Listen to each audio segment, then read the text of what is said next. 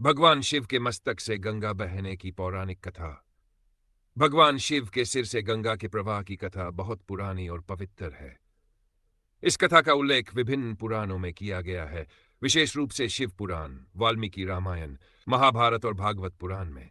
माता पार्वती के एक प्रश्न के उत्तर में भगवान शिव ने इस रहस्य को उजागर किया कि क्यों उनके सिर से गंगा प्रवाहित होती है। आइए इस पौराणिक कथा को विस्तार से जानते हैं। माता पार्वती का प्रश्न और भगवान शिव की कथा।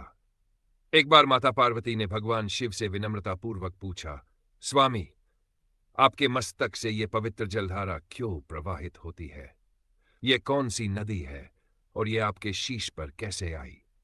भगवान शिव मंद मुस्कान के साथ बोले, देवी, यह कोई साधारण जलधारा नहीं है। यह स्वयं मां गंगा है जो मेरे मस्तक पर सुशोभित है। इनका पृथ्वी पर आगमन और मेरे सिर पर विराजमान होने की कथा अत्यंत रहस्यमयी और दिव्य है। आज मैं तुम्हें यह कथा विस्तार से सुनाता हूं। भागीरथ और गंगा के पृथ्वी पर अवतरण की कथा बहुत प्राचीन समय की बात है। सूर्यवंशी राजा सगर ने अपने राज्य का विस्तार करने के लिए अश्वमेध यज्ञ किया। यज्ञ का घोड़ा इंद्र द्वारा चुराकर कपिल मुनि के आश्रम में छोड़ दिया गया। राजा सगर के 60 पुत्र उस घोड़े की खोज में वहां पहुंचे और कपिल मुनि को दोषी मानकर उन्हें अपमानित कर दिया। कपिल मुनि अत्यंत क्रोधित हुए और अपने तेज से सभी 60 राजकुमारों को भस्म कर दिया। जब यह बात राजा सगर को ज्ञात हुई तो उन्हें भारी दुख हुआ। उन्होंने अपने वंश के उद्धार के लिए कई प्रयास किए, किंतु कोई समाधान नहीं मिला। कुछ समय बाद राजा सगर के वंशज राजा भागीरथ ने कठोर तपस्या कर भगवान ब्रह्मा से गंगा को पृथ्वी पर लाने का वरदान प्राप्त किया। लेकिन ब्रह्मा जी ने कहा कि गंगा का वेग इतना तीव्र होगा कि पृथ्वी उसे सहन नहीं कर पाएगी, अतः भगवान शिव ही इसे संभाल सकते हैं। इसके बाद राजा भागीरथ ने भगवान शिव की कठिन तपस्या की। शिवजी प्रसन्न हुए और गंगा के वेग को अपने जटाओं में समा लिया ताकि उनका प्रवाह नियंत्रित हो सके। जब गंगा ने शिवजी की जटाओं में प्रवेश किया तो वे उलझ गई और बाहर निकलने का मार्ग खोजने लगीं। भगवान शिव ने अपनी एक जटा खोलकर गंगा को धीरे धीरे पृथ्वी पर प्रवाहित किया, जिससे वे गंगा नदी के रूप में धरा पर प्रवाहित होने लगीं। गंगा को धारण करने के पीछे भगवान शिव की महानता। भगवान शिव ने गंगा को अपने मस्तक पर धारण कर यह संदेश दिया कि वे लोक कल्याण के लिए किसी भी कठिनाई को सहन कर सकते हैं।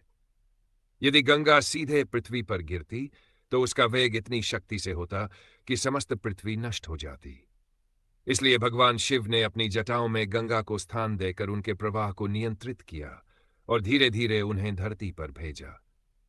गंगा का प्रवाह त्रिलोकों में विख्यात हुआ।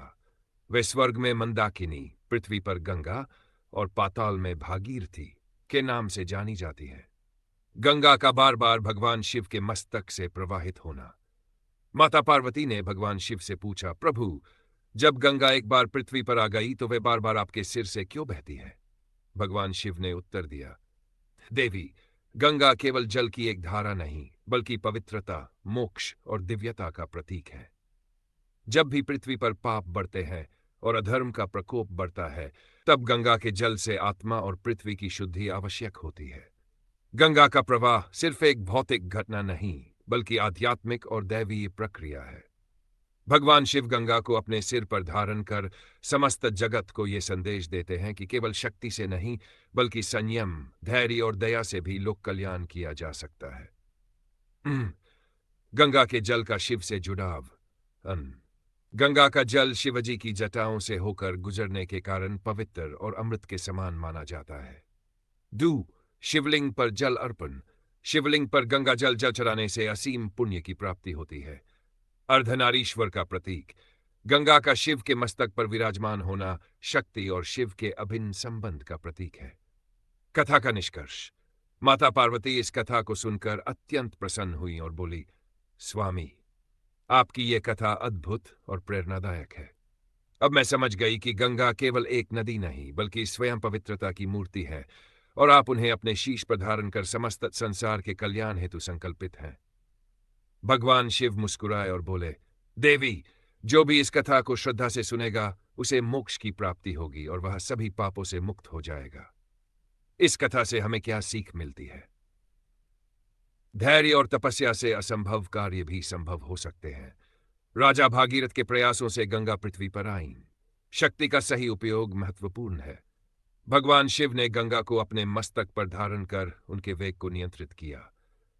जल ही जीवन है। गंगा केवल एक नदी नहीं, बल्कि साक्षात मोक्ष का द्वार है। संयम और सेवा का महत्व। भगवान शिव ने लोक कल्याण के लिए गंगा को अपने मस्तक पर धारण किया। इस प्रकार यह कथा हमें संयम, सेवा, तपस्या और भक्ति का महत्वपूर्ण संदेश देती है।